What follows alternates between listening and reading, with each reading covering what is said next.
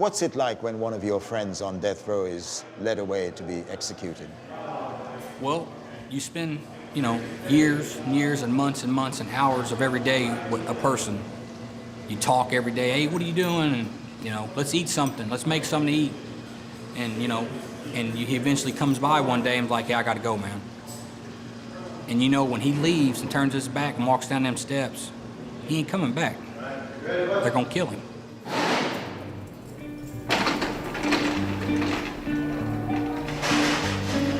About an hour's drive south of Chicago in the state of Indiana is one of America's oldest and most notorious maximum security prisons.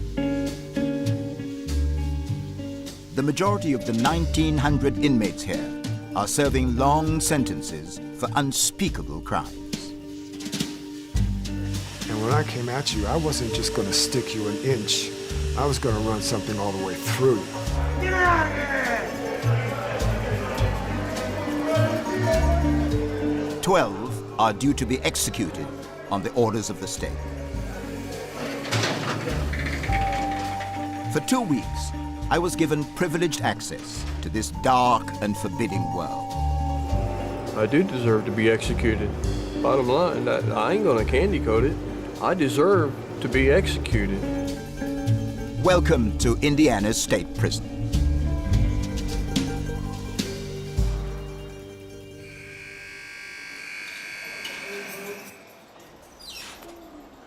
Thank you. My introduction to the prison was dramatic. The man who runs it, Superintendent Bill Wilson, agreed to take me to death row. So this is actually the entrance. This is the actual entrance, and it's 2 floors. We only have 12 men on the row right now.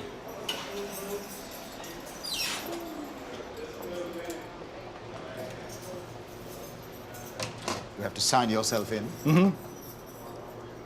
The superintendent comes to death row every week to check on how the inmates are coping. Superintendent, these are the pictures of people on death row? Correct. These are the 12 gentlemen that are on death row, and it shows their cell location so that staff never have to question where they're at. No staff members are allowed on the unit when the offenders are out. So the offenders actually will secure themselves in the cells, and then their cell doors will be closed or opened as they need to come in or out. Do you like any of these people? They're all different in many ways, and I am respectful of who they are, what they are. Would I call them my friends? No, but there's some characters here that have some personality characteristics that you would say are likable. He knows them all by name, and they know him. McManus, it always amazes me how clean that cell is. Keep it up. A lot of time in here. I know. Hello. Staying out of trouble? Yeah. All right. Wilkes, how's your eyes? You been over to medical at all? Yeah. Okay.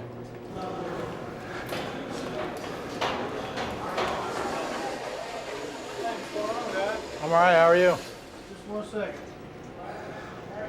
How you been? I'm all right. You? I'm doing all right. How you doing? Hi. Is tension high? Not for me. Okay. I'm good. All right. Richie? What's up? All right. What's all this? Mr. Ritchie's wife, I believe, is from England. Which part of England is she from? St. Albans. In Hertfordshire. Yeah. Yes. Yeah, I met her about 4 years ago on a pen pal, and we hit it off instantly. And she came over and visited, couldn't get enough, and married me. How often do you get a chance to see her? Every weekend. Do you mind doing this? Oh, no, not at all. Man. Yes. It is very, very unconventional, though, because the end game in this relationship is one that you know and she knows. Well, yeah, kind of, because a lot of guys can get off death row. A lot of us are getting off death row. But cases like mine and like another gentleman back here, we didn't kill no women or kids. We were charged with shooting a cop, a police officer, and they just don't let guys like us, no matter if you got good issues in your case or not. Legal issues to let you off death row, it doesn't matter. You know what I mean? She knows that, and she married you. I know. I found something now. See, I was a stupid kid at 19 and 20. I made very poor decisions.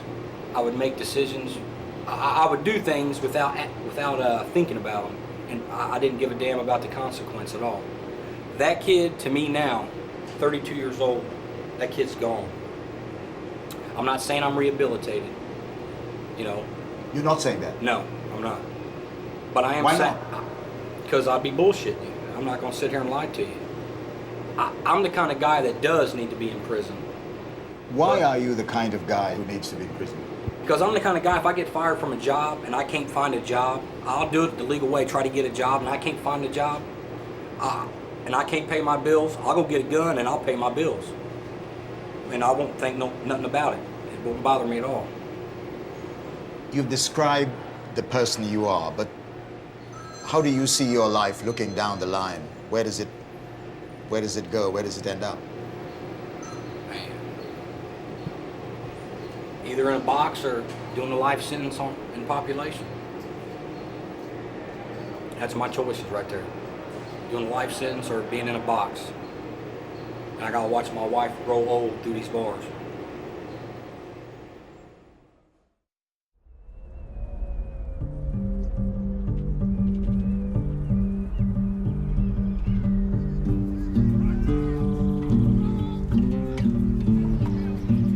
Out in the general population, convicts are allowed yard time, 2 hours recreation every day. Save for taking showers and meals, this is their only opportunity to mix and to make allies.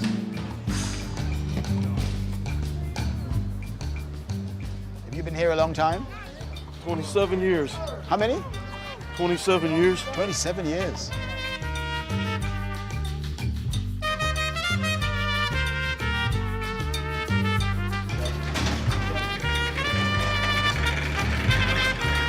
I was heading to the Administrative Segregation Unit with Lieutenant Gillespie. The men here are among the prison's most dangerous. This is Sergeant Fagan. This is his unit. Get out of here! Many of the offenders here are gang members, drug dealers, and sexual predators. Everything they do is monitored and carefully controlled. Could you tell me what this list of names is all about? All right.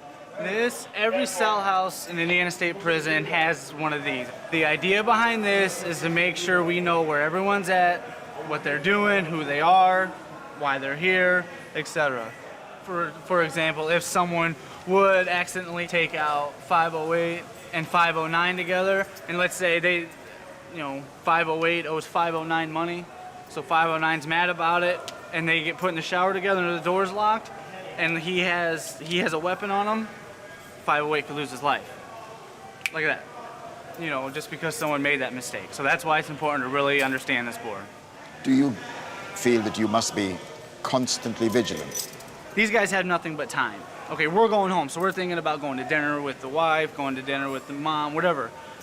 These guys have nothing but time. They're sitting here, and these guys, they're smart. They don't forget. So let's say you made them mad 2 weeks ago. You forgot all about it. They don't. So let's say you're sitting here minding your business, doing something, come up behind you and assault you. Yeah, you got to be awake. You got to be on your toes.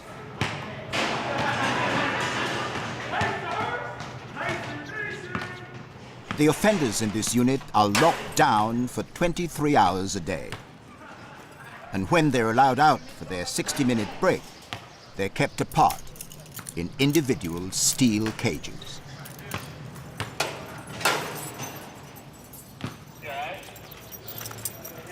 One of the men is 38-year-old Ronald L. Sanford.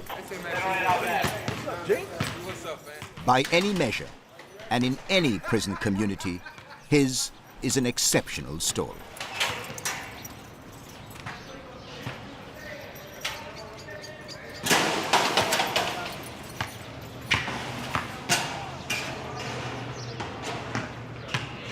When did you come here to Indiana State Prison?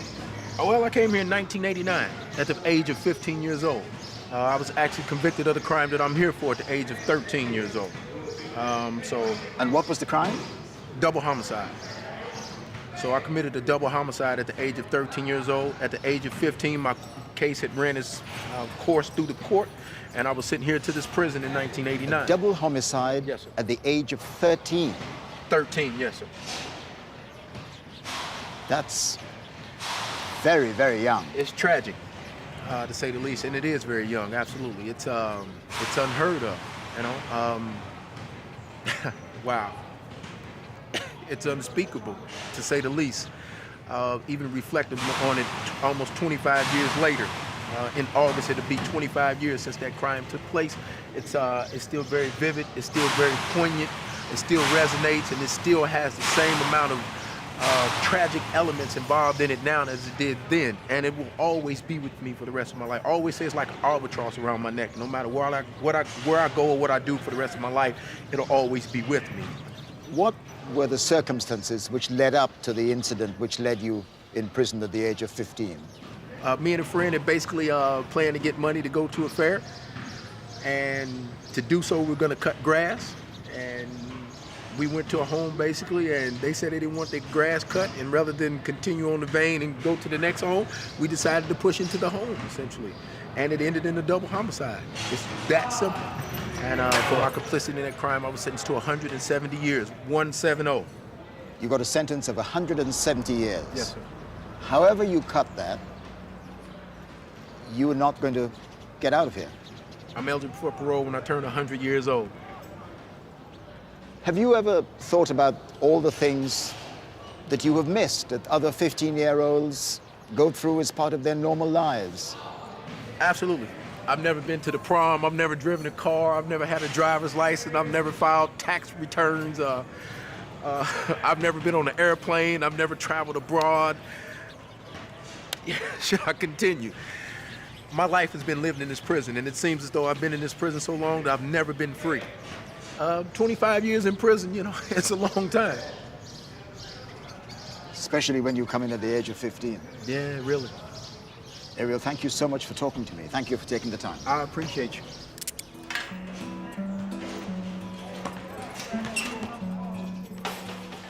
My first meeting with Sanford was a shock, but there were more disturbing cases at Indiana State Prison.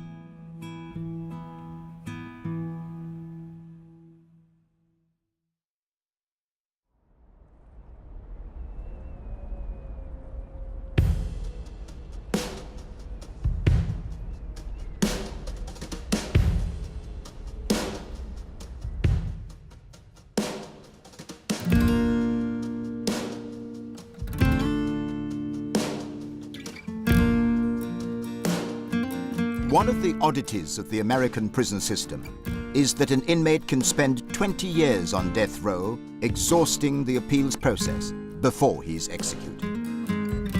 In all that time, convicts are confined to this cell block and have little contact with the rest of the prison. Paul McManus killed his wife and 2 young daughters. Mr. McManus, the first thing I noticed about your cell that is terribly clean, very different from any of the others. Right. Why is that? I feel if I don't use it in a month, then I probably don't need it. Yeah, but it's more than that, isn't it? It's particularly clean.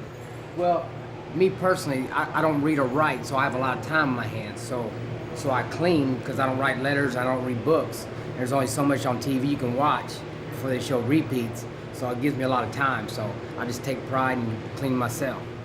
Was your life before you came to prison very similar? Were you a very tidy person then? Not so much. I worked a lot, so I was always busy, so I like to stay busy. It keeps my mind, so it works both ways, I guess. You know, I keep busy in here, but I've pretty well done all I can do in here. I might have to move to a different cell and do the same thing, but I've been here over a decade, so I'm just now getting it where I like it. Does being on death row take a physical, emotional toll on you? Oh, it's definitely up and down. Definitely. Now, I did weigh 250 pounds almost 2 years ago, and now I weigh 166. Now, I have pictures of them if you would like to see them. I got them right here, as a matter of fact. Yes. And you see the difference. So this is It's all me. this is all you. So you lost a lot of weight. Right. It's you know, it's depression a little bit, you know, and it's also just, I mean, it's like I said, it's a roller coaster. It's up and down.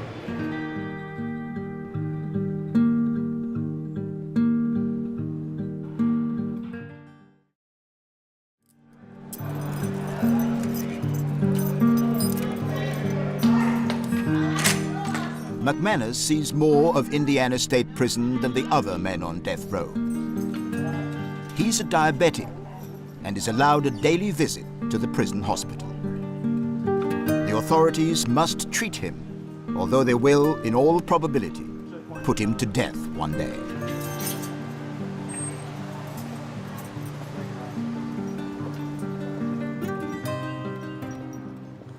Well, here we are, out of death row and into the sunlight. Is this the only chance you get to mix with the rest of the general prison population? Yes, we don't have a lot of contact with them, so it is nice to be able to come out and see people that you've maybe been locked up with that are not on the road no more. And every once in a while, you can, you know, have a little bit of contact with that person, just for a brief second. Were you on any kind of medication, like insulin, before you came? No, before I you wasn't came on to prison? Absolutely none. Zip. Now, you know, I take quite a few pills and the insulin shot. It all comes down to the food and also how you know, you have your ups and downs where you gain weight and then stuff like that. So, I mean, that does play a factor.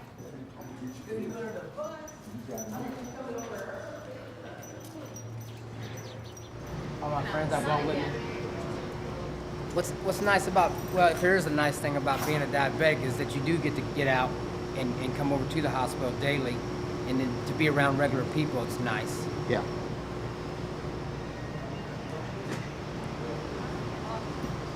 Put you back to normal. All right. All right, thank you. See you later.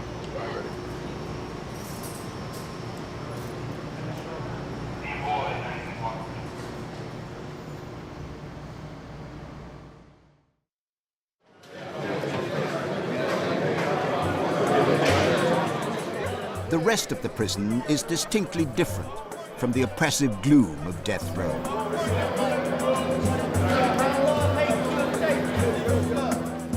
Lunchtime in cell block C. Prisoners have a chance to spend time in the open air.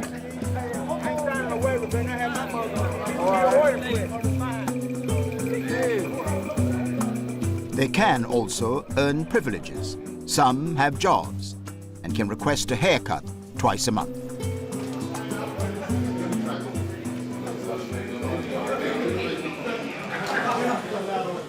All the barbers are convicts. Rick Parrish is serving 3 life sentences, plus 10 years. I must say, walking into this place is one of the most extraordinary experiences I've had for a long time. You wouldn't have thought that this was a barbershop or in a maximum security prison. Well, we work hard to keep it unique in here because we like the atmosphere. We like being able to come in here and relax. It's neutral territory for gangs, for officers. I mean, if you come to the barbershop and you're a gang member, would you start trouble with a guy that's standing here with a pair of shears in his hand like this? No, I wouldn't. I suspect not, too. That's why there's no trouble in here. There's still, though, this feeling of unreality about people with instruments like these in a maximum security prison. I've been here 37 years. We've never had an incident in the barbershop. We've never had an incident with the shears. Never had a problem. You've been here since the 70s. That's a long time. January 75. Long time. Yeah. Well, you know, if you do it a day at a time, like most of us do, you do time a day at a time. Sometimes an hour at a time, sometimes a minute at a time, whatever it takes to get through. Then you look up one day and 37 years have went by.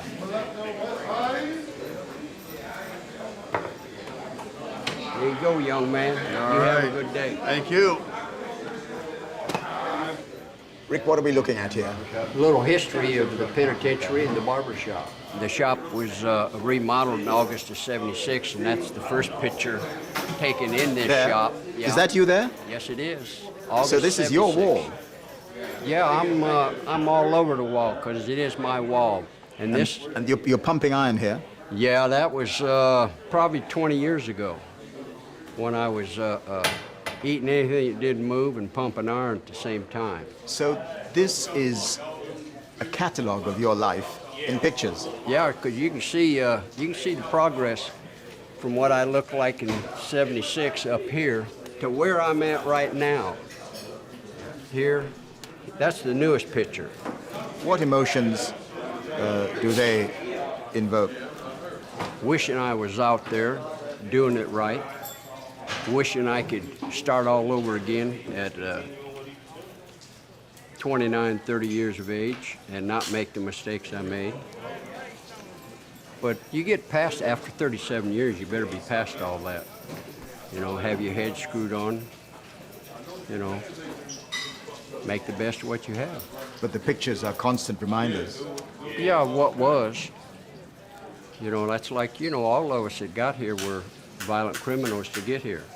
What was your violent crime, Rick? I'm in here for kidnap robbery. I pulled a robbery, and the car I had wouldn't start, so I commandeered a vehicle, and there was 3 people in it. All the pictures here, you have it on, mounted on cardboard. Yeah, it's on cardboard, so if I ever get out, I can take it with me.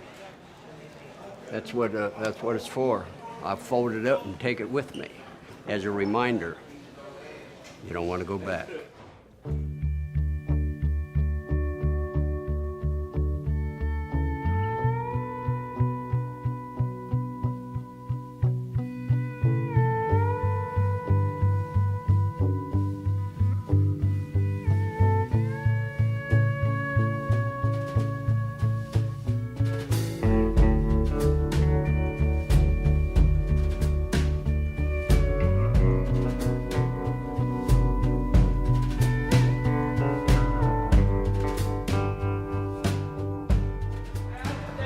Back down 200.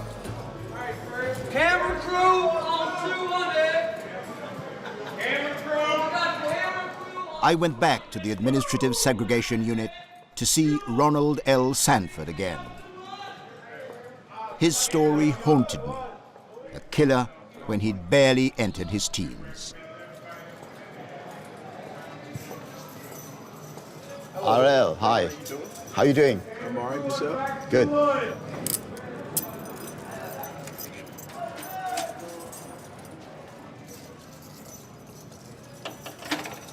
How do you get accustomed to life in this environment? It takes some getting used to.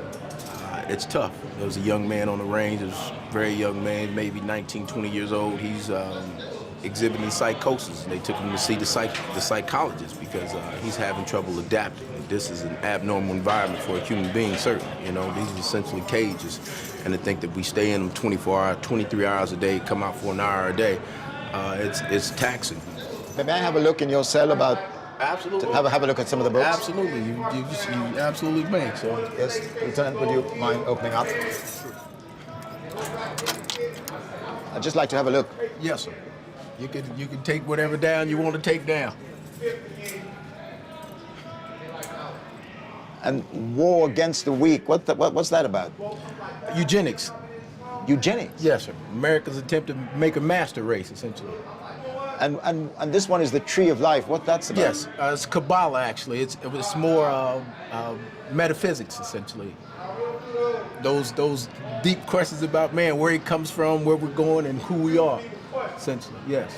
I see that you have, in addition to your books, you have some of your own writing on the walls here. Strength, well-being, and health. Yes. Just something I try to focus on.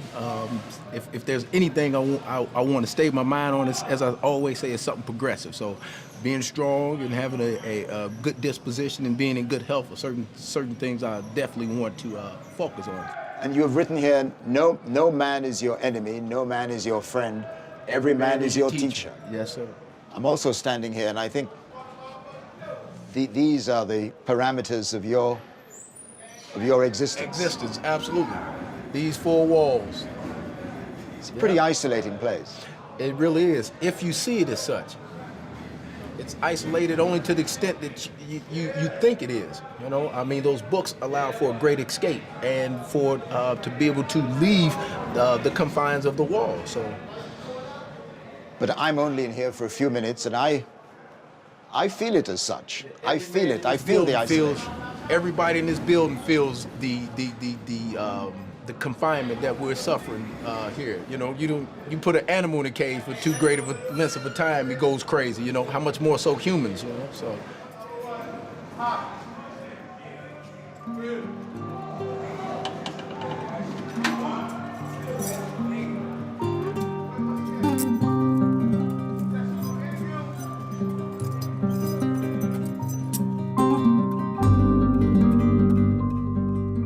This is what Sanford looked like when he came here at the tender age of 15.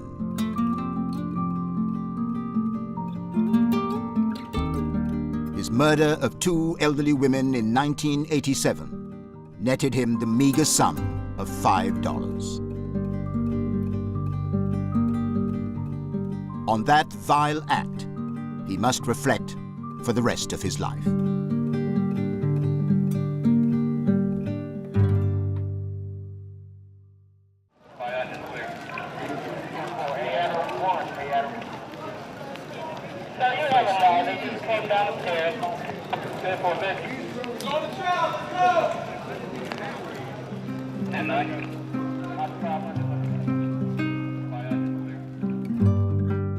Prison life moves to the relentless and monotonous beat of an unchanging routine.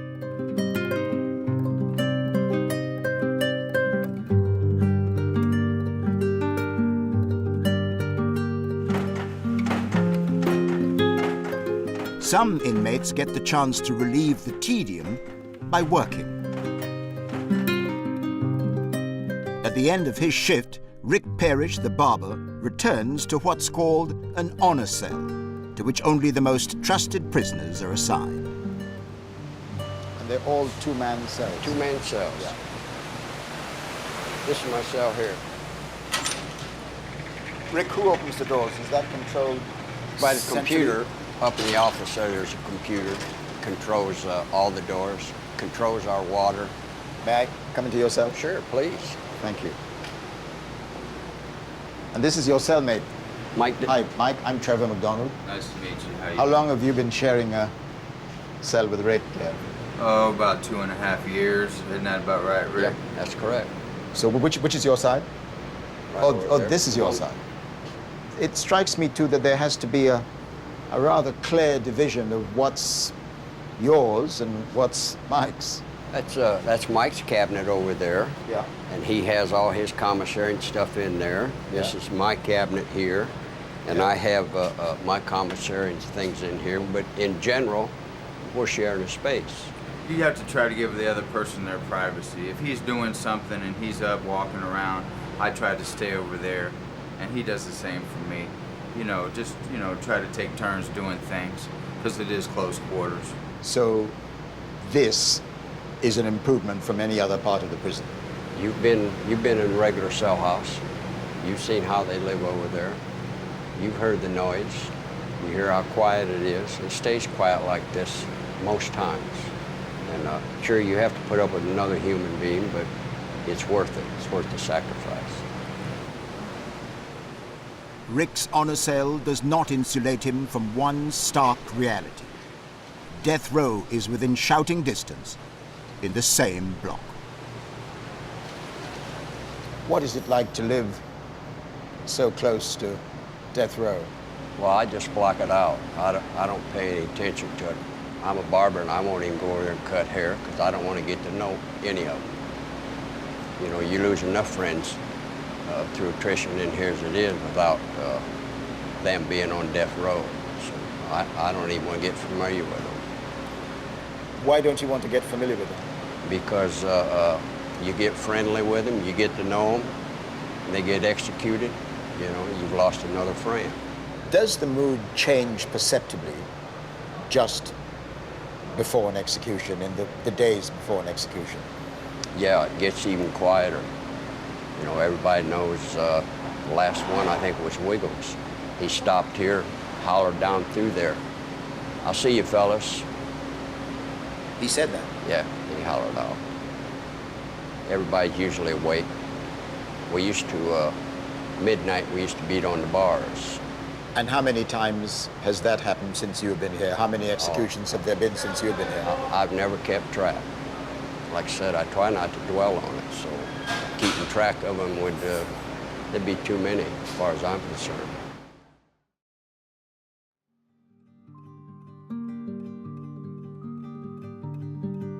Rick Parrish says he's never kept track of the number of executions. Someone on death row obviously has.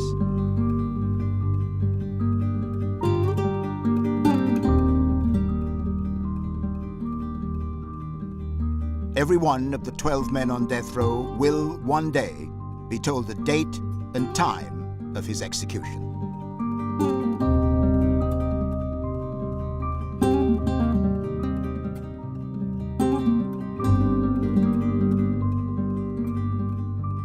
That common fate inspires unusual friendships.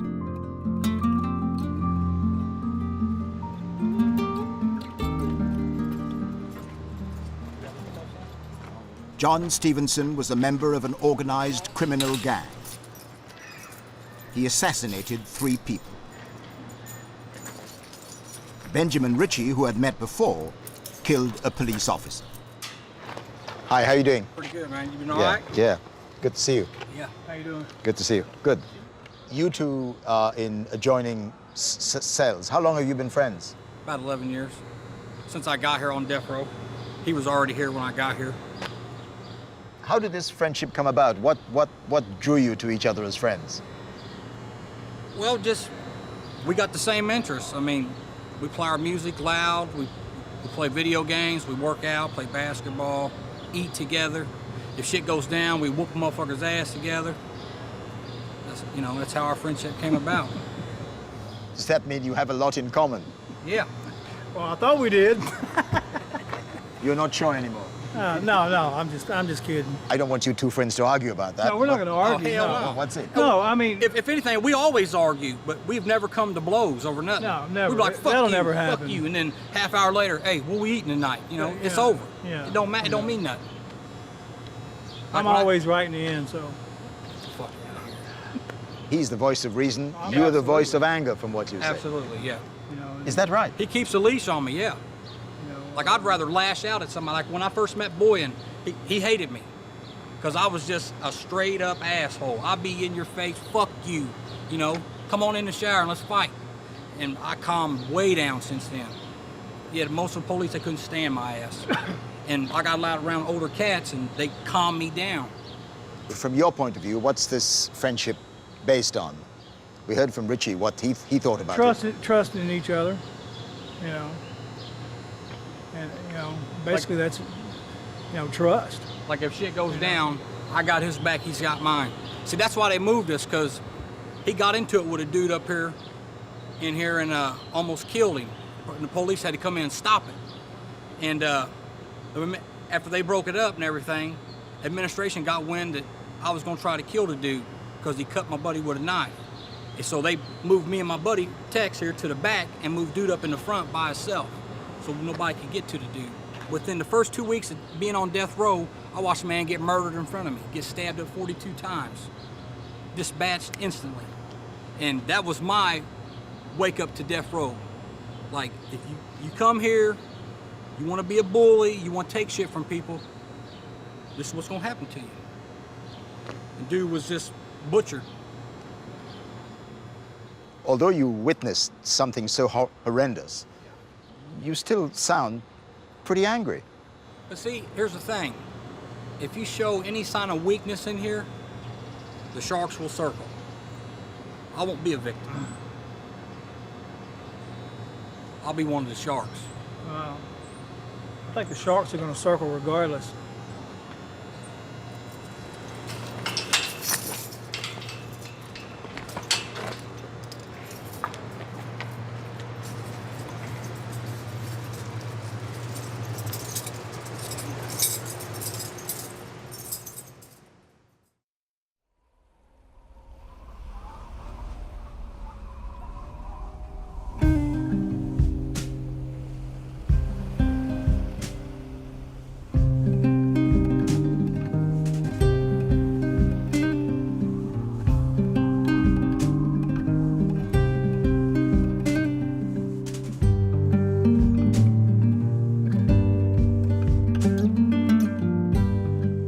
average sentence at Indiana State Prison is 52 years.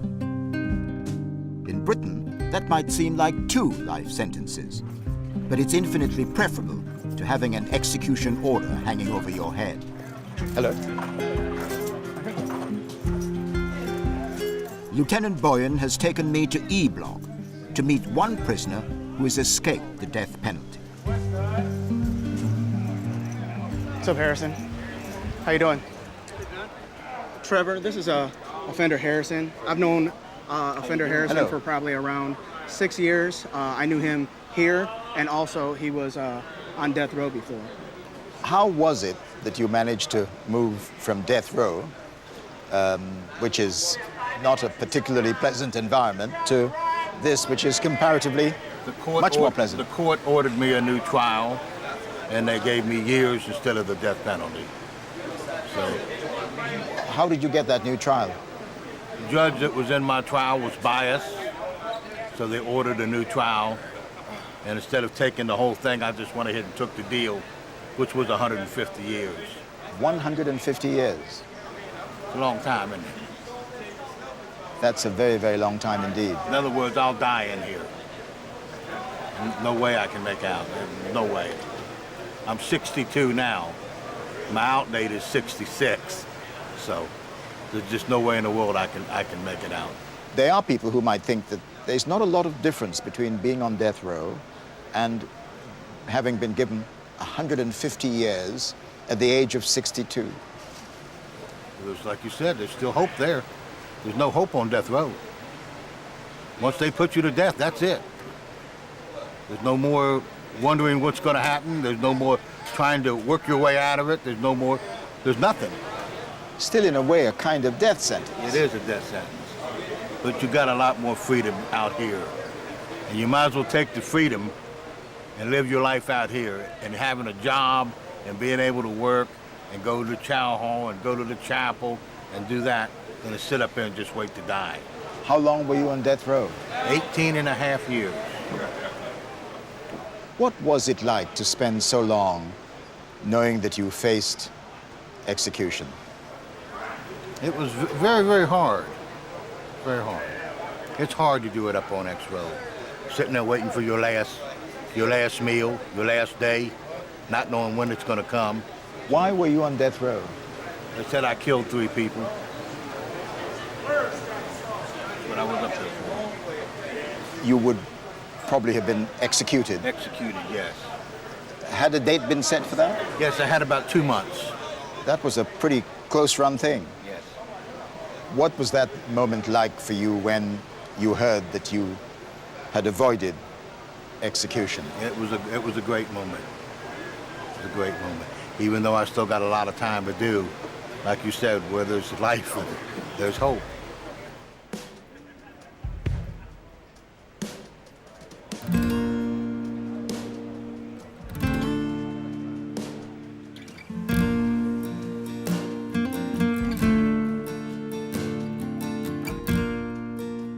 As he said, James Harrison will not leave this prison alive.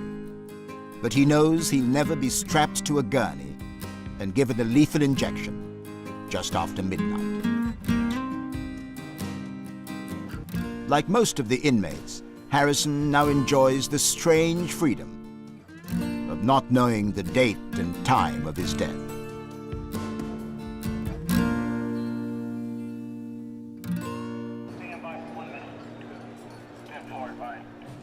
Before leaving the prison at the end of my first week, I asked to see Benjamin Ritchie again. But this time, face to face. In the year 2000, he shot and killed a policeman. At the time, Ritchie was on parole for burglary.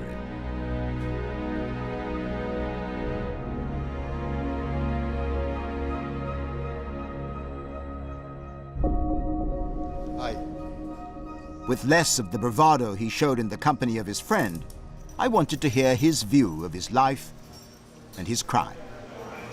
Talk me through the incident which led you to be here. Well, my crime is shooting a police officer and killing him. And it started off, pretty harmless as a theft crime. Me and my friends would ride around and carjack people and take their rims from their cars from them. And my buddy's car was already full, so I decided, let's get a van or a truck and we fill it up with some rims and take it back and we can go sell everything. I got in a high-speed chase and wrecked into a house and jumped out and took off running. I was trying to get away, but the cop was young and he was on my ass. And I thought maybe if I, take my gun out and fire it a couple times,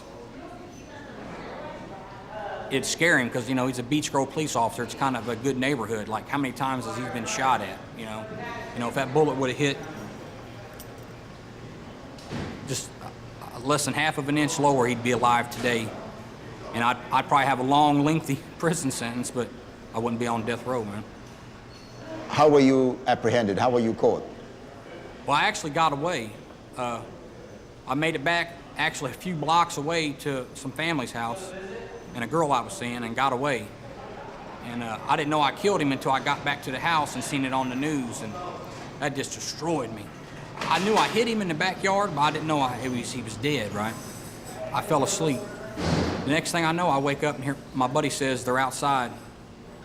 I wake up and it was like in the movies. You see a whole bunch of red dots from their guns going in and out the windows.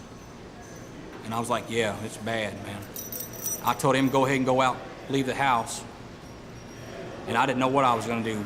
I didn't have no gun, I couldn't fight no more, so I just gave up. What went through your mind when the court pronounced you guilty? Well, I was trying to portray a tough guy in court, so when they gave me the death sentence, I laughed at them. And the prosecutor told everybody that's the voice of evil, which I would agree at the time, yeah. I deserved the death penalty. I was young and didn't care about anybody at all but myself or anything. And I deserved that sentence at the time. And yeah, I just pretty much laughed at them when they gave it to me. But then, when I was by myself, it really sunk in like, man, you're more likely going to be executed one day. And it hit me hard, So I put my face in my pillow and, cried a little bit. And Was it inevitable that sooner or later you would end up in a place like this? I always knew as a kid I'd probably end up in prison. Yeah. It's weird because when I was a kid, I was fascinated with prison movies. Every time we'd drive by prison, I would wonder, what are those guys doing? What's it like in there? What are they up to? You know what I mean? Why should I care? I'm a kid, why should I care? But because I just always knew I was gonna end up in there because I just had a problem with the rules, with authority. And as you can see, I'm here because of that. Because you killed the police officer, you face execution. If it does come to that, would you face that moment with deep regret, with remorse, or with defiance?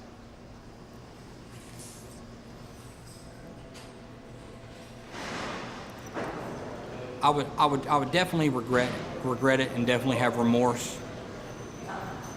But I'd also have a little defiance, like, why are you killing me? You said killing's wrong, but yet you're premeditatedly strapping me to this table and you're gonna poison me to death. You're gonna kill me. And that's what I would, resent.